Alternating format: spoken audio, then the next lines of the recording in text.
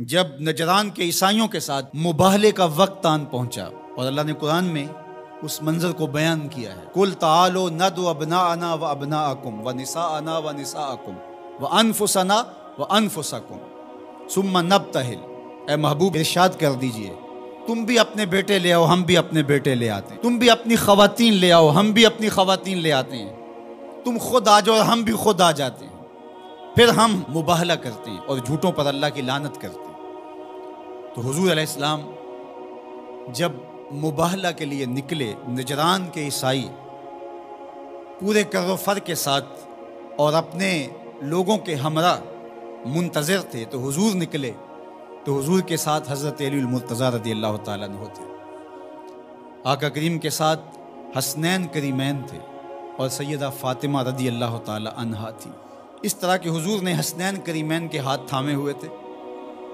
اور پیچھے سیدہ فاطمہ تو زہرا رضی اللہ تعالیٰ عنہا چل رہی تھی اور سیدہ فاطمہ کے پیچھے حضرت علی المرتضیٰ چل رہے تھے۔ حضرت فاطمہ پردے کے حصار میں تھی، لیکن اس کے باوجود عورت کا باہر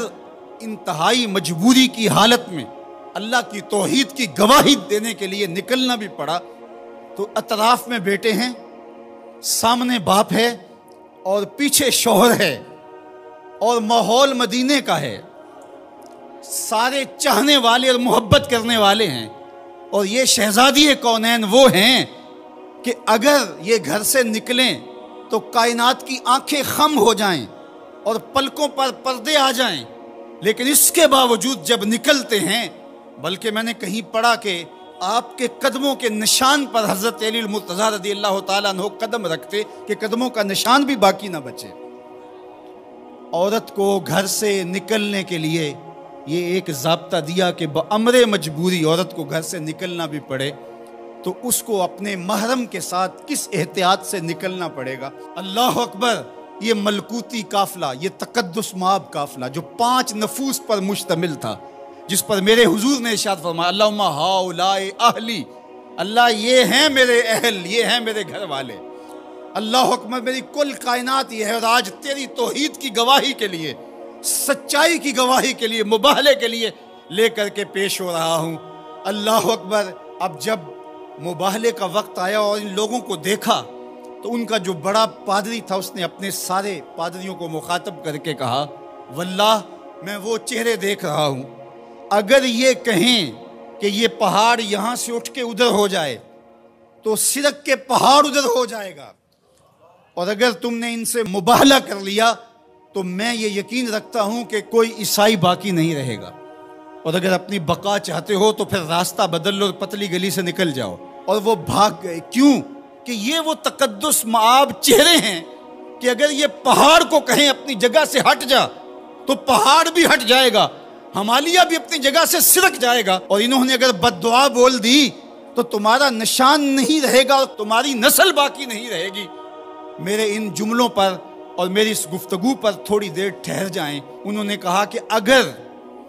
انہوں نے بد دعا بول دی تو کوئی عیسائی موجود نہیں رہے گا، اور انہوں نے آل رسول کا حیا کرتے ہوئے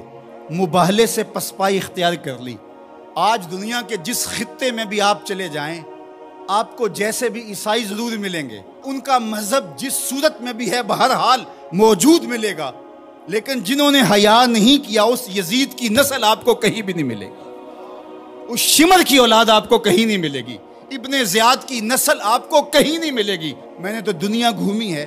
مجھے آج تک کوئی شخص نہیں ملا جس نے کہا میں یزید کی اولاد سے،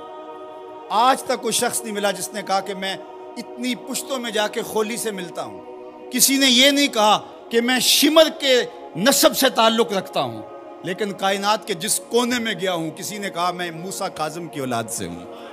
کسی نے کہا میں جعفر صادق کی اولاد سے ہوں، کسی نے کہا میں امام علی رضا کی اولاد سے ہوں، میں حسنی سید ہوں، میں حسینی سید ہوں۔ تو یار نام تو ان کا باقی رہا، تو یزید کا تو نشان مٹ گیا، تشخص بھی مٹ گیا، اور حسین کے روضے پہ آج بھی جھنڈے جھولتے دکھائی دیتے۔ فخر کا دل میں دریچہ باز کرنا چاہیے، جن کا تو آقا ہے ان کو ناز کرنا چاہیے۔ ہمارے لیے فخر ہے کہ ہم حسینی ہیں، حسینی ہونا اعزاز ہے، حضور کی آل کی محبت اور ان کی ولا یہ ہمارے سینوں کا اجالا ہے، یہ باطن کی روشنی ہے۔ اقبال کہتا ہے کہ آج اگر آپ میرے اندر ایمان کی حرارت دیکھتے ہیں اور اسلام کا حقیقی فلسفہ اگر میرے نوک قلم سے ٹپکتا ہوا دیکھتے ہیں، تو یہ نور، یہ اجالے اور یہ روشنیاں مجھے نصیب کس چوکھٹ سے ہوئی؟ از ولائے دودھ مانش زندہ ہم۔ میرے باطن کی حرارت اور توانائی کا سبب یہ ہے کہ میں حضور کی اولاد سے پیار کرتا ہوں۔ اللہ اکبر۔ در جہاں مثل گوہر تابندام، کہا کہ یہ عکس جمال رسالت معاب اور پھر عکس اہل بیت نبوت ہے کہ آپ کو میرا چہرہ چمکتا ہوا دکھائی دیتا ہے، تو یہ زندگی اور یہ حرارت جو ہے وہ اہل بیت نبوت کے سبب سے نصیب ہوتی ہے۔ لا اسألکم علیہ اجرا، اے محبوب اگرچہ آپ کی زندگی کا گوشہ گوشہ گواہ ہے، لیکن فرما دیجئے میں تم سے تبلیغ دین کا کوئی صلہ اور کوئی اجر نہیں مانگتا، الا المودۃ فی القربى، لیکن میں تم سے ایک چیز کا مطالبہ کرتا ہوں، اور وہ یہ کہ میرے قرابت داروں سے تم نے محبت کرنی ہے۔ اب سوال یہ ہے کہ جب تبلیغ دین کا کوئی صلہ نہیں مانگا تو قرابت داروں سے محبت بھی طلب نہ کی جاتی؟ تو اس کا جواب کسی نے کیا خوبصورت دیا، اس نے کہا کہ جو اہل بیت سے محبت طلب کی گئی ہے، یہ نبی کی، یہ اہل بیت نبوت کی ضرورت نہیں تھی، یہ بھی امت کی ضرورت تھی، اس لیے کہ اگر وہ اہل بیت سے محبت کر لیتے ہیں تو ان کے دین کی حفاظت ہوتی۔ اور ارشاد فرمایا احب اللہ لما یغزو من نعمہ، اللہ سے محبت کرو اس لیے کہ وہ تمہیں طرح طرح کی نعمتیں عطا کرتا ہے، اس کا حق ہے تم اس سے پیار کرو۔ پھر فرمایا وَأَحِبُّونِي بِحُبِّ اللَّهِ، اور میرے سے پیار کرو میں تمہارے رب کا بھی محبوب ہوں۔ اور تیسری بات فرمائی وَأَحِبُّ أَهْلَ بَيْتِي لِحُبِّي، اور میرے اہل بیت سے میری وجہ سے پیار کرو، کہ وہ میرے اہل بیت ہیں، میری اطاعت ہے، ان سے پیار کرو۔ فرمایا میں تمہارے اندر دو بھاری چیزیں چھوڑ کے جا رہا ہوں، اس امت کو لاوارث چھوڑ کر نہیں گئے حضور، دو بھاری چیزیں چھوڑ کے جا رہا ہوں۔ اولہما، ان میں سے پہلی چیز کتاب اللہ، اللہ کی کتاب، فیہ الہدی والنور فخذوا بکتاب اللہ واستمسکوا بہ، فرمایا اللہ کی کتاب ہے جس میں ہدایت ہے، جس میں روشنی ہے، جس میں اجالے ہے، تمہاری زندگی کو اجال دے گی یہ کتاب، اس کو مضبوطی سے پکڑ لو، چھوڑنا نہیں۔ ابھارا، اس پہ ترغیب دی۔ پھر فرمایا وَأَهْلُ بَيْتِي، اور میرے اہل بیت، اور 3 مرتبہ فرمایا اذکرکم اللہ فی اہل بیتی، اذکرکم اللہ فی اہل بیتی، اذکرکم اللہ فی اہل بیتی۔ صحیح مسلم کی روایت ہے، میں اپنے اہل بیت کے حوالے سے تمہیں اللہ سے ڈراتا ہوں، میرے اہل بیت کے معاملے میں کوتاہی کا ارتکاب نہ کرنا۔ اچھا میں آپ سے پوچھتا ہوں، جب قرآن مجید موجود ہے تو پھر کیا ضرورت تھی اہل بیت کے دامن کو تھامنے کی، تلقین کرنے کی؟ ایک سوال کھڑا ہوتا ہے، کیا کتاب ہماری ضرورتوں کی کفیل نہیں، ہمارے دکھوں کا مداوع نہیں، ہمارے درد کا درماں اور ہمارے امراض کا علاج نہیں؟ جب قرآن اتنا کافی ہے، اتنا وافی ہے، ضرورتوں کا اتنا کفیل ہے، تو پھر اہل بیت کے دامن کو تھامنے کی تلقین کیوں کی گئی؟